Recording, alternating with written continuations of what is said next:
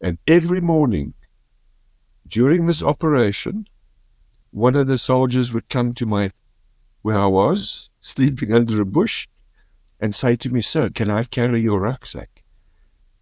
And this soldier is already loaded with his rucksack, yet he wants to come and carry my rucksack. And all it does is it says to you that they trust us. They're not doing it. He's not asking to carry it because I'm going to give him a cigarette or a bar of chocolate. I don't have that. He wants to carry it because he respects what we've done and how we are with them all the time. So I think that helps a lot. Yeah, absolutely. And, you mentioned a rucksack. What are you typically carrying? Like, what are things in your rucksack that you're like, I would never do? I would never not have these with me in warfare in Africa? Well, obviously you've got a lot of ammunition. Water in certain areas is very scarce. So you have to carry water and ration it yourself. The food you carry is not, we don't have MREs. So, we buy stuff, or the military give it to us in tins, canned food. We carry rice with us. And obviously our sleeping bags, a hammock if we're in a very wet area that we can sleep in, and our jungle boots. But obviously this stuff weighs 45, 50 kilograms. And what was the last one? Sorry, you cut out for a second there. It's waterproof boots. Because sometimes you'll walk for a whole day in water and you'll eat in that water, you'll sleep in that water. So at least you want to try and keep your feet dry. But if the water is too far or too deep, you'll just wear sandals because you need to be able to let your feet breathe and at least dry out somewhere. So those are things you'll carry. But I mean, the leaders will carry their binoculars and radios and GPSs and maps and compasses and night vision equipment. So all of those things are extra, but you can end up 45, 50 kilograms. And that's how you live with for 2-3 months because you're not going to get resupplied. So you're going to have to do what you can. There's no helicopter bringing you in rations or, I've got a headache, please casevac me. It doesn't exist. So this is what you're gonna be with us forever. Yeah, no speedballs. No. Another thing that I really appreciate that you brought up was, in certain situations, you are not going to rely on tech to communicate. And so now with the advent of, technology and AI and, the future of warfare, I'd love to get your thoughts on the direction of this future warfare and how it might be blanketed across Africa.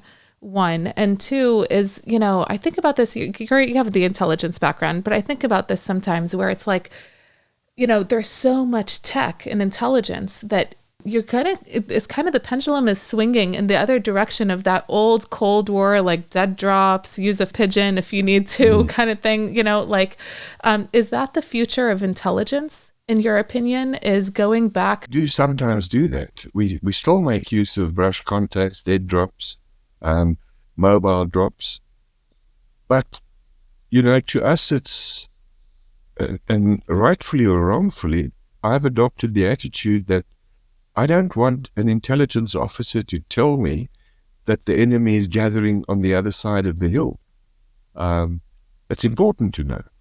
But more importantly, I want to know what's the commander thinking. What is his intent? Because if I know his intent, I can stop him. If I don't know what his intent is, I'm not going to stop him. And how am I going to determine that intent? Maybe through radio, electronic warfare, or cell phone interception. But sometimes these things don't work. So I have to start looking at human intelligence again and get people very close to where we want to be so that we can get feedback and then have a way in which that person can communicate back to me. So we will use burner phones from time to time, and sometimes it'll be face-to-face meetings with people. It'll be a brush contact or a drop somewhere to pick up something, or there will be other ways in which we'll communicate, but we use human agents because there are places technology is prone to failure. So we don't want to rely on it. We'd rather have minimum tech and maximum human input, then what we have a lot of tech.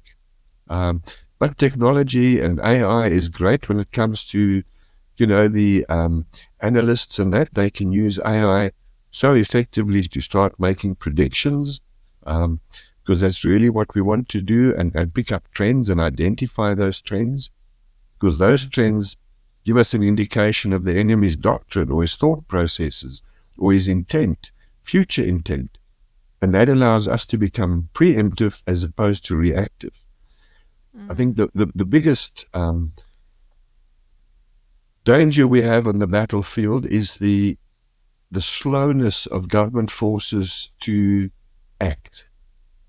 In Mozambique, the Ansar al-Sunnah, the Islamist force that invaded, they were using drones, whereas the government forces had no drones.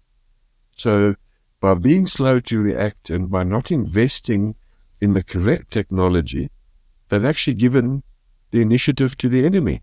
And once an enemy has taken that initiative and he's got traction on his actions and gathering momentum, it becomes increasingly difficult to stop him.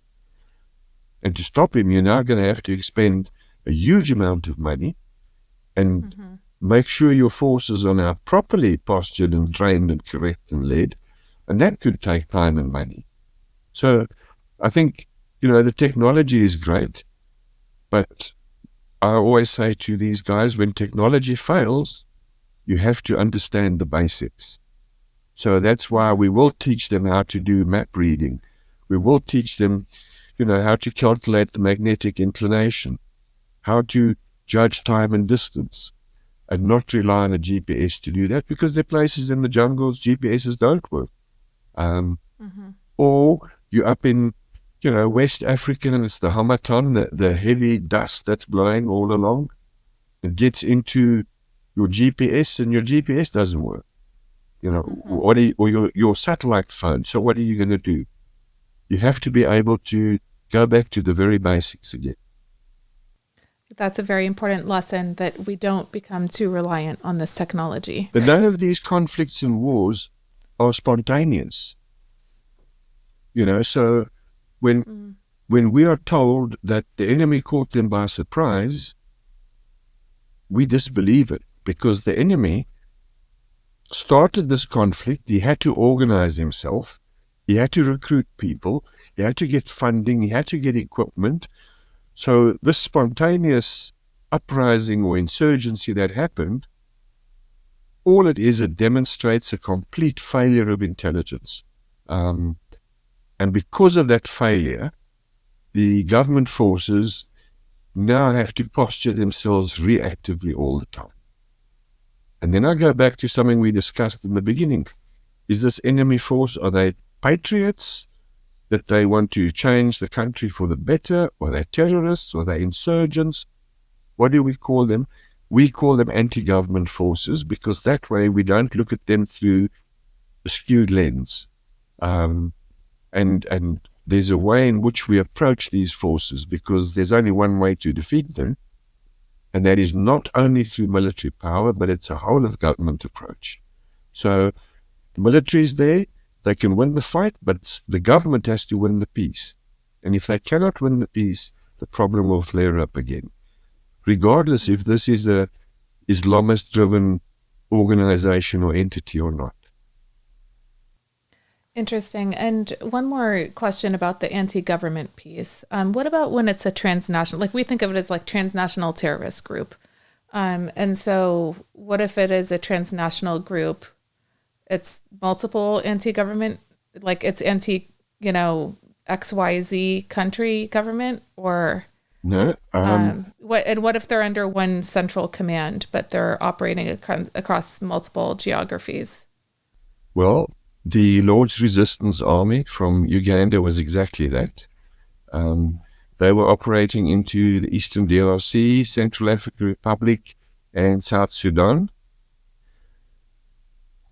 The governments of Uganda, DRC, Central African Republic, and South Sudan had a cross-border agreement in place that armed forces could conduct follow-up operations without getting permission. to go into the neighboring country. And we were there. I was with the Ugandans, started off in South Sudan, and with their special operations groups that we'd prepared and trained, they operated across the border into DRC, in Central African Republic, South Sudan, with no problem, because those agreements were put in place by the governments. So it shouldn't be a problem if the campaign is approached correctly and there is a strategy, and it's not just the thumb suck, we're going to do this. The agreements are made, they're put in place, governments are aware what's happening. Government forces in a neighboring country that we're going to operate in, they're already told that we're coming in, so there's no hostility from them. They don't see us as the bad guys. In fact, they'll try and help if they can. So, you just have to put these things in place, but there's a way in which to do it. You can't just decide we're going to sneak across the border, because then you actually are invading a country. Very interesting insight. A question about, executive outcomes or later Sttep International. And just to give a little bit of context to the listener and viewer, you founded Executive Outcomes and then you left. Yeah, I left Executive Outcomes in late 1997. I'd become exhausted. And I'd become exhausted because I was traveling between South America, Africa, and Indonesia.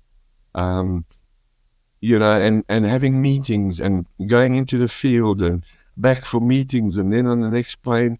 And there were 3 attempts on my life. So I'd really just become so exhausted from all of this that I left.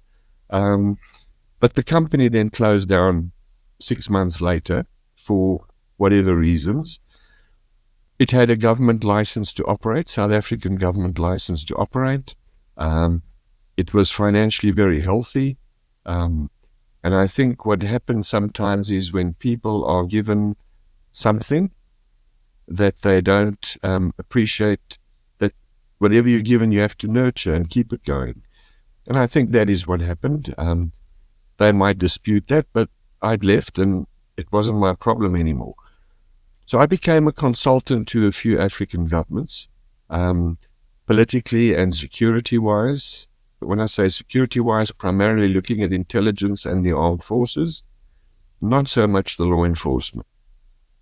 In 2009, 3 ex-EO guys started a company called Sttep International and approached me and asked if I would be the chairman of their company and help them get the company going, because they wanted to almost emulate Executive Outcomes. So I was never a shareholder of Sttep. I was their chairman and CEO, and it was my responsibility to make sure the company stayed on track for whatever contract it had. I left Sttep in 2020. I felt that they can stand on their own feet. Plus, we had a bit of a disagreement, which was, as a non-shareholder in a company, there are certain things that I believed were wrong. And I told him that either that's fixed or I leave. And the end result is I left. But I just left, and then I was asked by governments to reactivate Executive Outcomes. So Executive Outcomes was reactivated in late 2020. So it was born, it died, it was born again. And I don't know when it'll die. Okay, very, very interesting. And so the original Executive Outcomes, how difficult was it to sort of let go of, the leadership reins? This was your baby. You started it, you created you talked about later how Sttep asked you to come in and because they'd emulated Executive Outcomes, but, a lot of companies emulated Executive Outcomes. They saw a lot of opportunity there, which we'll get into in a minute, but how difficult was it letting go of, something that you'd given birth to, really? It was incredibly difficult. but I was also exhausted. I'd been under a sustained, and I mean really sustained media attack from 1993 daily. And it just became a bit much to bear. And then 3 attempts to get rid of me, with people thinking if I'm dead, the company dies. It wouldn't die. Because no company ends when, whoever's running it dies. So, but I'd just become so exhausted and tired from traveling, from stress, from being all over and trying to ride this wild horse that it had become. So it was difficult leaving it, but there was also a bit of relief in it, that I didn't have to contend with this anymore on a daily basis. The media never let go because they thought it's all a big plan. This was a big conspiracy. But it was very difficult to let go. It was more difficult when I was told that they're shutting the company down.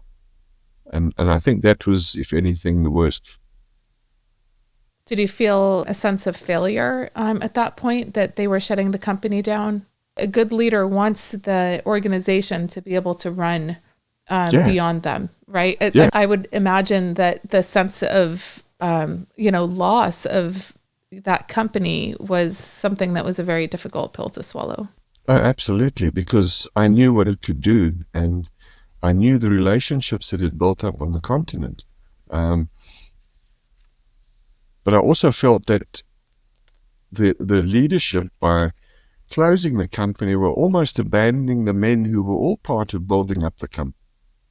I wasn't I might have been the one who started it, but I couldn't have been successful without all these guys at the bottom, whether they be a cook or a clerk or whatever. Without them, we wouldn't have succeeded. And I think so. In a way, I felt a bit of, I wouldn't say anger, but disappointment that these guys have almost now being abandoned. And then, of course, that governments that had really trusted us and relied on us, suddenly we were no longer there. And these are things that disturbed me, but I'd made that choice and I had to live with it. But I knew the company could go on without me, and it could have still been going for the next 100 years if they'd nurtured it properly.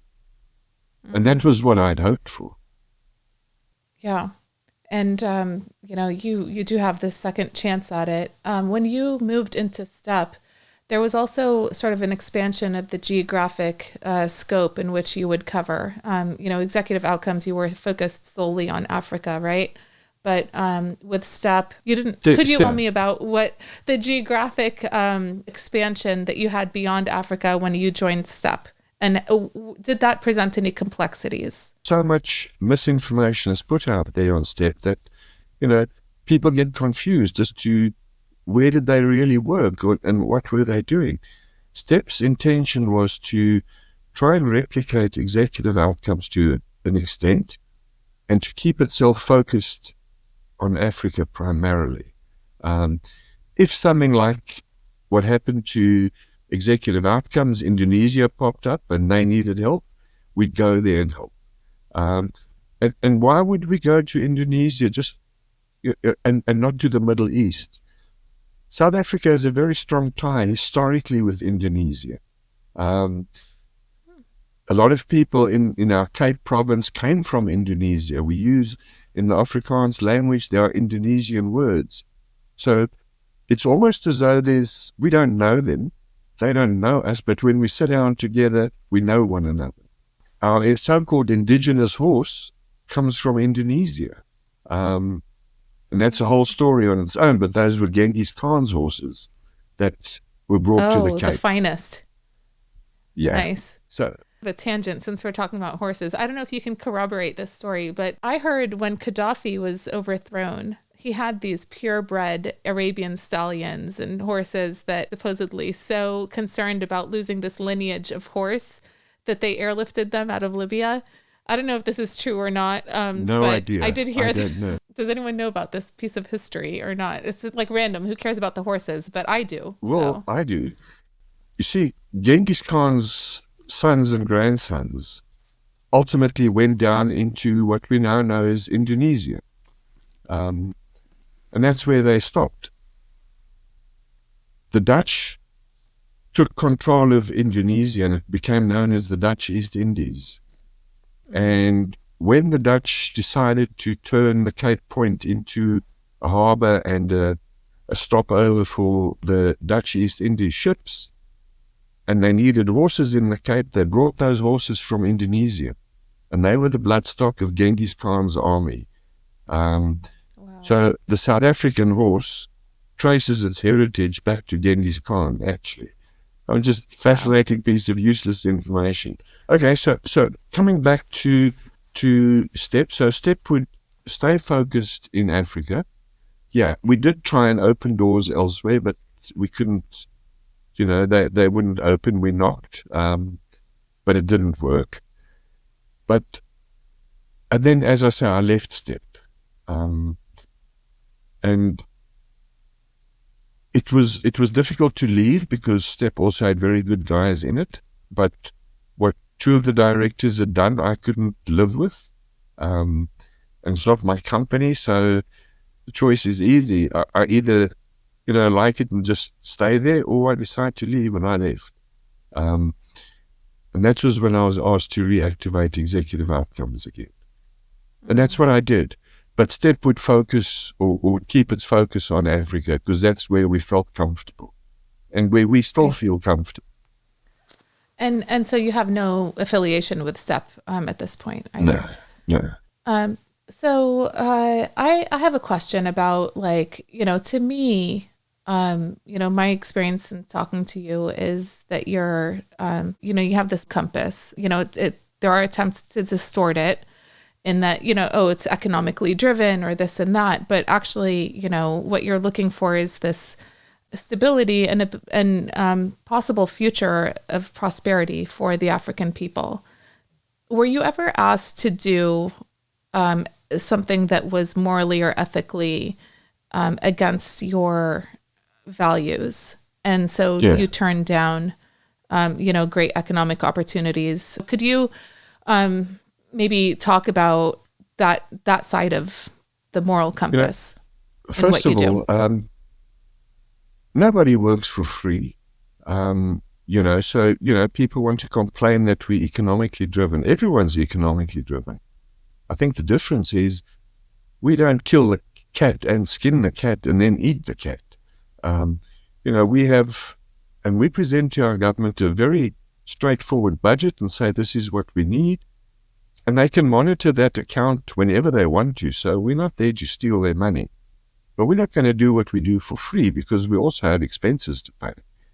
And that's a debate I often get into people in the media who want to continually paint us as, you're economically driven. And I ask them, are they working for free? Does the electrician who comes to my house, he has a call-out fee. So whether he works here or not, I have to pay him. And then he gets paid for whatever he does here. And we are much the same. So, we don't care what people think about it. But yes, we've been asked to do things we turned down. We've only ever worked for legitimate governments, never for the opposition. We've never got involved with criminal syndicates. In fact, we've stopped a few, and some of them have been linked to governments. We've tried where we could to assist, and once again, the general term, the West, when we've picked up intelligence, but it's been ignored. But I'm digressing again. We've been asked to do things we've never done and don't want to do. So we'll rather turn down something because ultimately we like to think the legacy we leave behind, not for the greater public, but for those who are close to us, is that we at least tried. Under very difficult conditions, but we tried. I wonder, from the perspective that you have, having the military career that you did, later with executive outcomes, you had a little bit more autonomy in terms of doing the right thing and being able to lead yourself. But I'm kind of going back to those early military days, that burnout, that experience that the soldier has. If I were to ask you that question, did you ever ask yourself that? And How do you grapple with, the fact that there have been losses of life, all for something that sometimes is political, that is just out of one's control? And in the end, I think of that saying, young men fighting old men's wars. Mm-hmm. Yeah, I think to us, we know that we have saved many thousands of people. And I think that's the plus side of it. I think also on the plus side is at times the bad guys know we're coming and they actually stop because they don't want to stand up against us. So all of these things make something worthwhile, that you feel you've actually done something. Or to get a rebel group to lay down arms before a national election without using any force against them, but by talking to them. It gives us a sense of achievement. We've achieved something. But we also then go around at the end of the day and say, if what we're doing, are we really making a positive impact? Because surely, if we are, we'll be able to do so much more. Why does, in particular, the West want to stop us all the time? And that leads to this perception, and it's really across a large part of Africa, is the West is the bad guy in the story. You look at expulsion of Western forces and restrictions put on them and inviting people into this vacuum that's being created. So there's this whole almost mental confusion is maybe a better word for it. We know what we're doing is right because we believe in it. We know we've changed people's lives and we feel good about that. But we feel bad that we are not allowed to really get to the end of this and to stop this completely because there's always interference in it. There was the attack in the mall in Nairobi a few years ago. What was it called? Westgate, I think the Westgate Mall. Yeah, Westgate. We were told about that. We went to see the Kenyans. The Kenyans were told they must not talk to us. We said, who told you? They said, no, we can't tell you. But I said, listen, here's my number. Call me when you think you want to learn about an attack that's going to happen in your bloody shopping mall. And we left. We go, why are these things happening? Who's benefiting? Now, I'll tell you one thing, the West isn't benefiting from it. It's short-sighted, and unfortunately, and I said right in the beginning, it's created the perception that part of the problem is from the US, not the Europe, the US. But now we're seeing the French are learning their lessons as well now. They're being chucked out. They're now trying to get into Nigeria, which was a British colony, and that's going to cause some friction between the Brits and the French. That's going to come. And we're just going, guys, what the hell are you doing? And anyway, where have they succeeded on this continent? Nowhere. But how much money has been spent?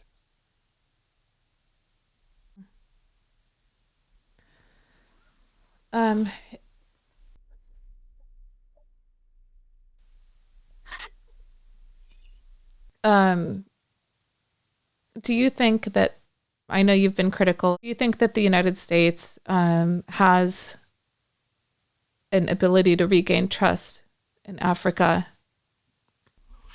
I think so, but it's going to have to plan it very carefully. And it's going to have to use a proxy to start off with, to let that proxy develop the trust initially on behalf of the US, because there is huge distrust. And I'm not exaggerating that. You pick up any newspaper in, not all, but most African countries, and there'll be an attack on the US from that paper. And whether that attack is warranted or unwarranted or true or not, irrelevant. It's what people read and then think about it. So yes, the UN can, and the US can, and it has to. Because if not, it's going to find itself in, a very difficult position. And difficult in the sense that you want coltan, buy it from China. You want this, buy it from China. You want that, buy it from Russia. And they're not your traditional allies. And that puts your adversaries or your opponents in a very powerful position over you. So Eeben, you as an individual, what do you hope the relationship between the United States in particular and South Africa would be? It's difficult for me. I was asked to go and lecture in the US last year or the year before last. And let me just preface this whole discussion by saying the US must stop seeing criticism as someone being anti them. I criticize not to be negative or to be anti, but to try and save lives. You know, we watched that horrific video of those US troops that were shot in Niger. I don't know if you ever saw that. It was the US Special Forces team. And we're going, guys, how does this happen? And it tells us a lot of things are wrong. And I criticize these things. So anyway, I didn't apply for my visa. I was asked to go lecture. I was asked to a university, would I be willing to speak to the military? Of course I would. I'm there. My visa is denied. So, you know, what do I think about the US-South African relationship? I hope the US sees through the veil of disinformation that's being spread, number one. And I hope they start sanctioning people in their personal capacity, because that's the only way they're going to get somewhere. But the problems here are going to escalate because of foreign funding coming into militant groups. We have several radical Islamist groups that operate virtually openly in South Africa. We have an indigenous, local, domestic, totally left-wing, anti-white political party, and they can say and do what they want. And I think those things need to stop, because South Africa should actually and can actually be a serious powerhouse for Africa. But it isn't. And it's losing that ability to be it. It's destroyed all its state-owned enterprises, it as the government. It's forever looking to someone to give it money, whereas we actually have the money, except it's being stolen. South Africa could be a powerhouse. Yeah, absolutely. And we ought to be one. But the whole of Africa can be, if it stops the conflicts. But to do all this, we need strong political will, and we don't have that. So, if you're lacking political will, everything else lacks will, whether it be law enforcement or intelligence or the armed forces or even the economy. Because people's perceptions is the government doesn't care, so why must we care?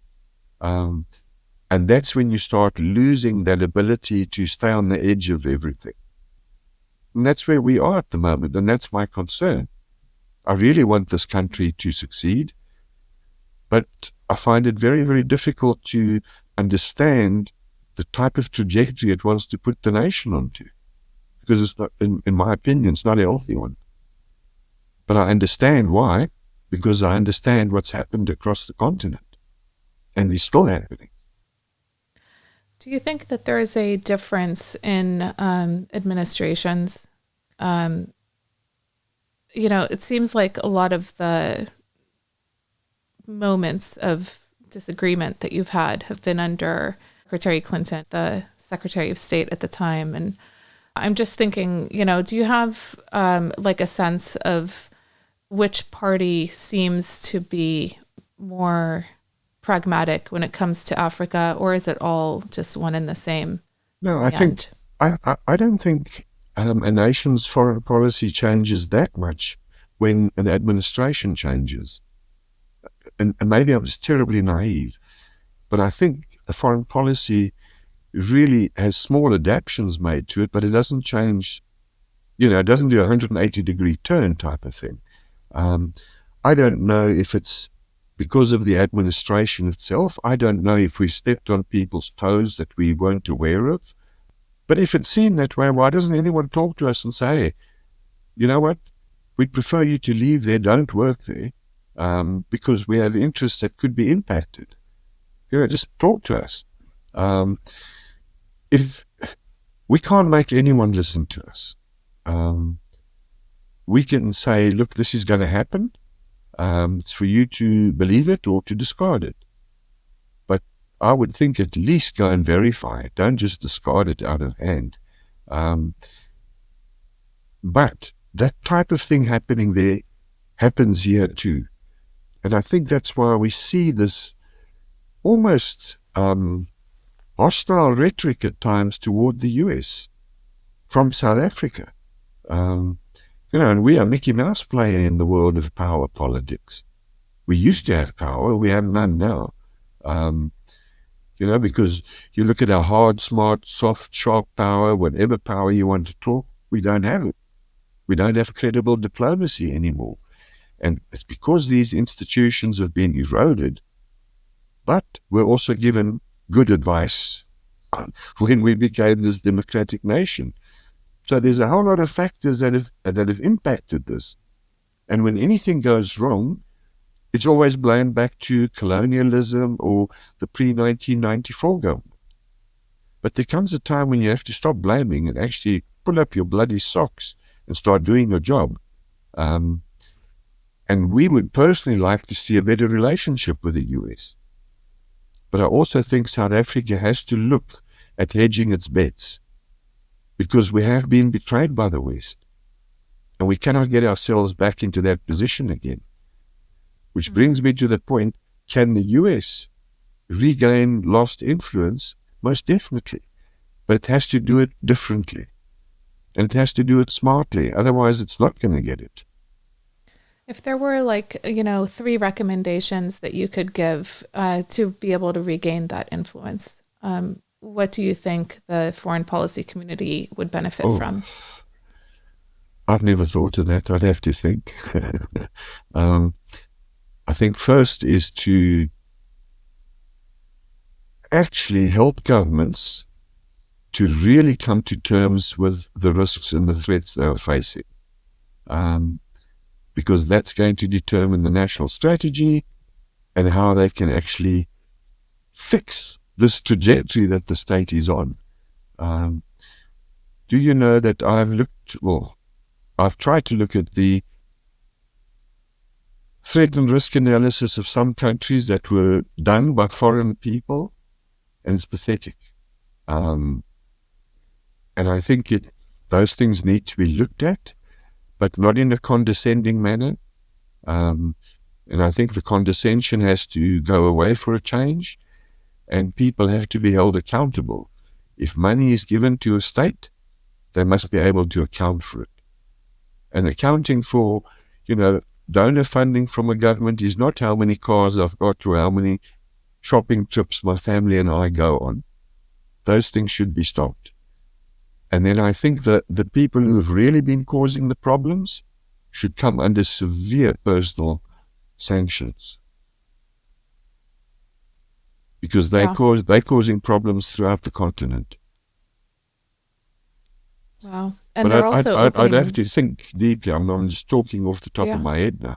The governments that open up their doors to groups like Hezbollah, there's no question that there is that presence in Africa. And Absolutely. I just, from your perspective, but what do you think Hezbollah is doing there? What do you think IRGC is doing there? What do you think these proxy groups are doing in Africa?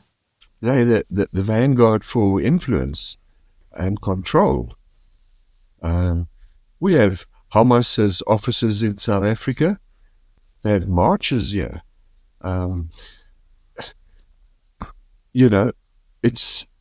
They funded, we all know from where, from Iran primarily, especially Hezbollah. This is all about influence and exerting influence in order to take control, because they want to establish more caliphates, and Africa is a perfect place for it. That's what the ADF are doing in the Eastern DRC, is trying to establish a caliphate. But there's this M23 thing going on. So this is interesting because, you're talking about establishing a caliphate, an ideologically driven, one tactic, a means to an end is terrorism. So, back to an earlier point, not having a counterterrorism component against this type of ideological aspiration, isn't that creating a gap in the security space, in your opinion? Well, to us, and I'll speak about us as executive outcomes, terrorism is a tactic. So you can win the fight, okay, against terrorism. But the core concept of the faith that they have in the religion, okay, that is a different war. And that's a war that has to be fought by the government in the sense of allowing these people, building the infrastructure, getting them out of the ungoverned areas, showing that we can do more than what Hezbollah can do, for example. But that isn't happening. What we are seeing is Hezbollah coming in, trying to develop some infrastructure, using that infrastructure and taxing the people. But the people feel okay about that because Hezbollah have given them more than what the government's given them. So, right, building schools, hospitals. And that's where we're going wrong. And that's why we say you need a whole of government approach, because the military and the police and intelligence, your security forces, can win the war, but government has to win that peace. And that we don't see happening. What's going to happen, and just the day that this is hypothetical, Ansar al-Sunnah do an attack in northern Mozambique on the oil facilities. The pirates come down and they control the coast so that no ships can get in or out there. Hamas do an attack in Maputo, which is the capital, and the Iranians send a force down to bolster the Hezbollah guys. What's Mozambique going to do? Nothing. What's the West going to do? Talk. They'll talk, and they'll call a UN Security Council meeting and condemn it. And as I said earlier, the UN have discredited themselves in Africa. They've had no success anywhere. I've asked many people, and UN people, I said, tell me where's your success been? There hasn't been any. And you look at the budgets they've got. That's why people in Eastern DRC, not the government, the people, want this UN contingent out of the Eastern DRC. They don't want them there. They didn't want them in Angola. They didn't want them in Sierra Leone.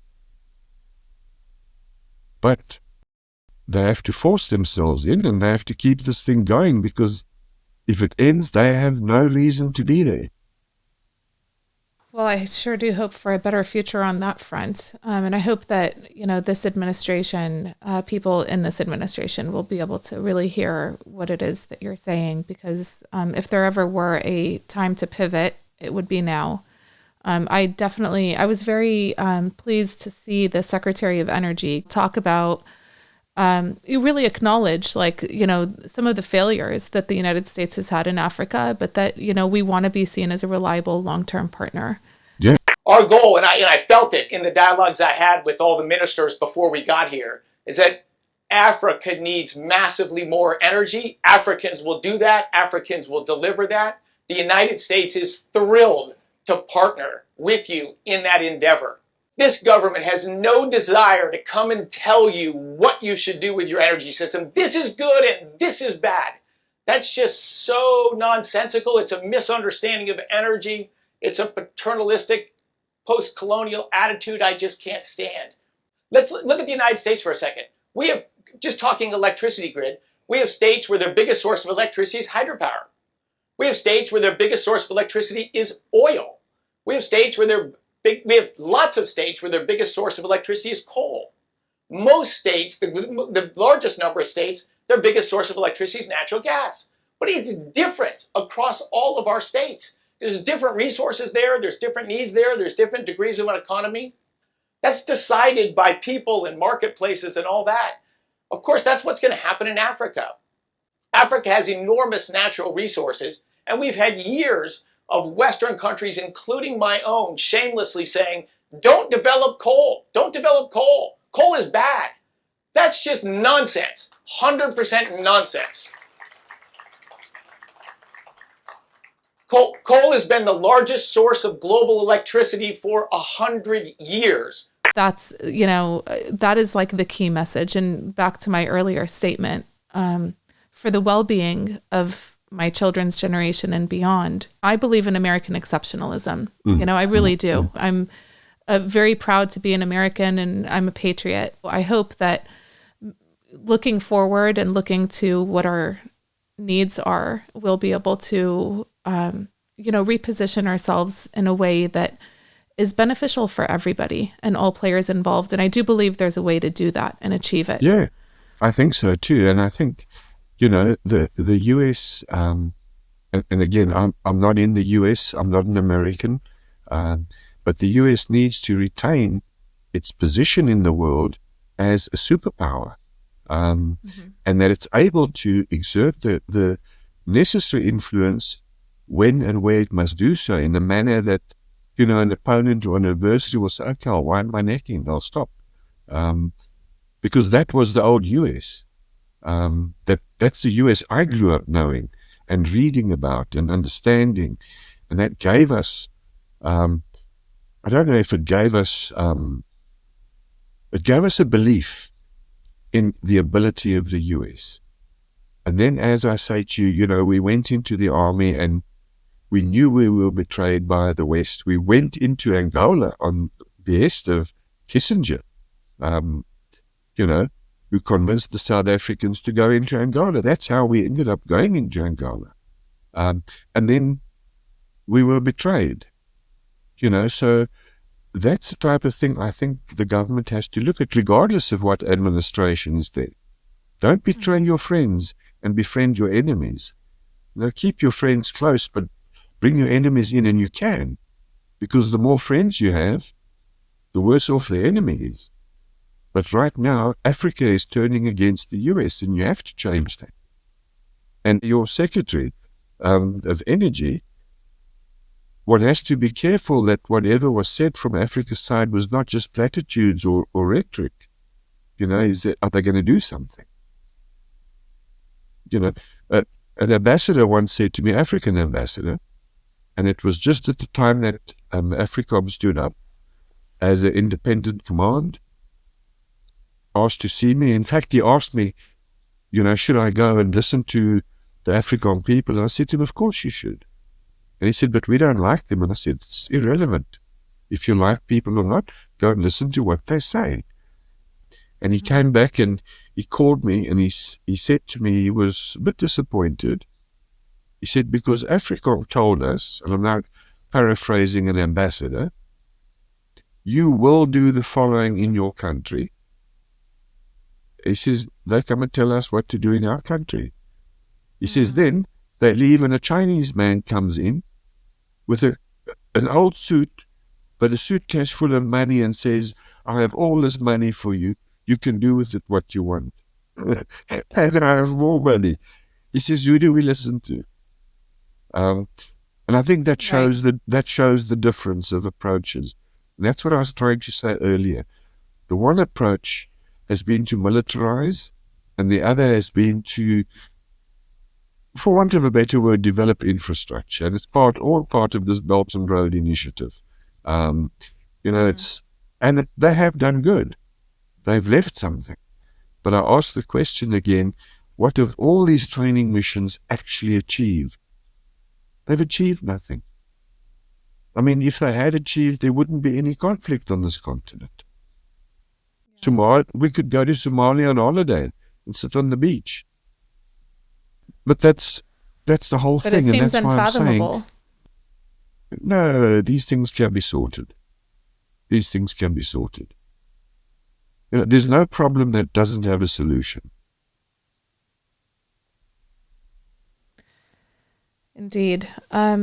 So, Eeben, I was wondering, at one point, I know we've kind of been talking at length here, and please light up a cigarette, relax, Actually, in looking at your hat, you just lit up, it kind of illuminated the logo. I love the Executive Outcomes logo. Thank you. Can you tell me about, your designing of that? And, actually now as I'm talking, when you were talking about how you wanted to become an architect, the irony is that you are an architect of a whole new industry, Yeah. So the world has come full circle. And can you tell me a little about the logo and the chess piece there? It was to move across the border of Africa, and it really is part of my personal coat of arms, has the EO chess piece on it, and the ribbons and the countries that we've worked in.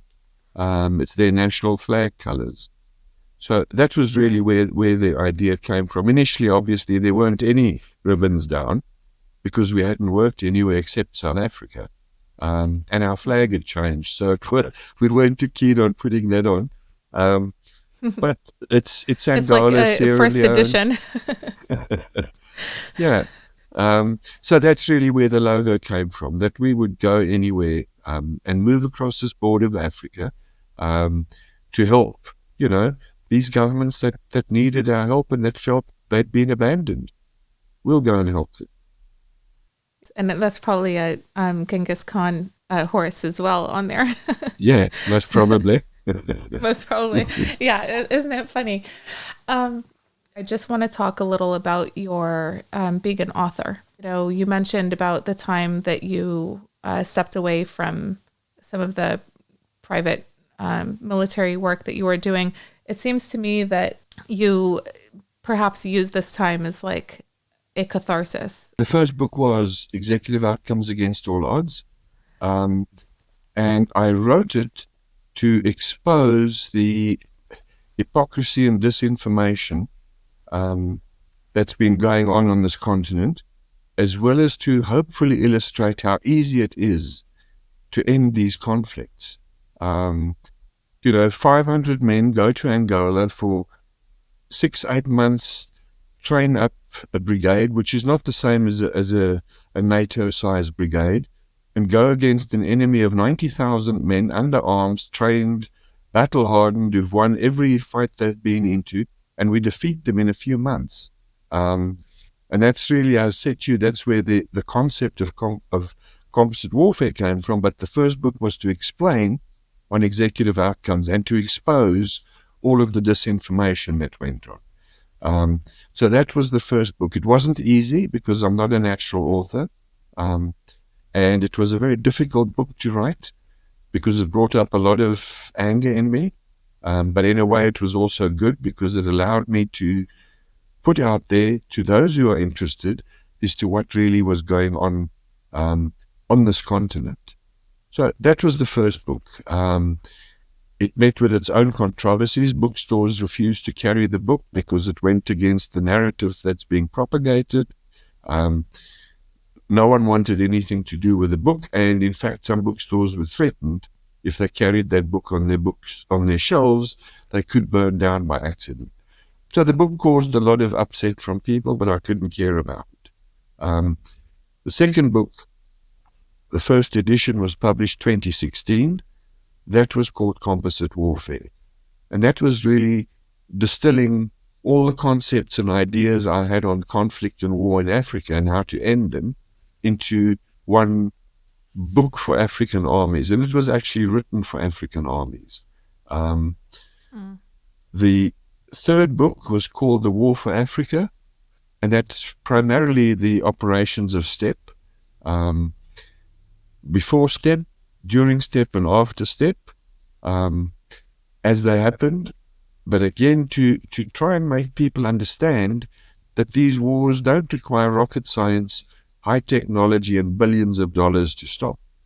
They can be stopped very quickly, and I mean, I'm being simplistic about it, but very easily. And And then the fourth book was Human Intelligence. Because I wrote that, I was asked to, how can African armies gather the intelligence to drive composite warfare operations? So that book was written with that point of view. And now we're busy with a book, several authors from across Africa, a book on disinformation operations and how these are impacting on governments and how they change the views of the people to either support or go against the government, and how that is used to either influence or interfere in domestic politics. So that's what we're busy with at the moment. Wow. And you just finished a second edition. Yeah. So congratulations on completing that. Thank you. So I generally end the podcast asking a couple of thoughtful questions that I hope the next generations will be able to benefit from.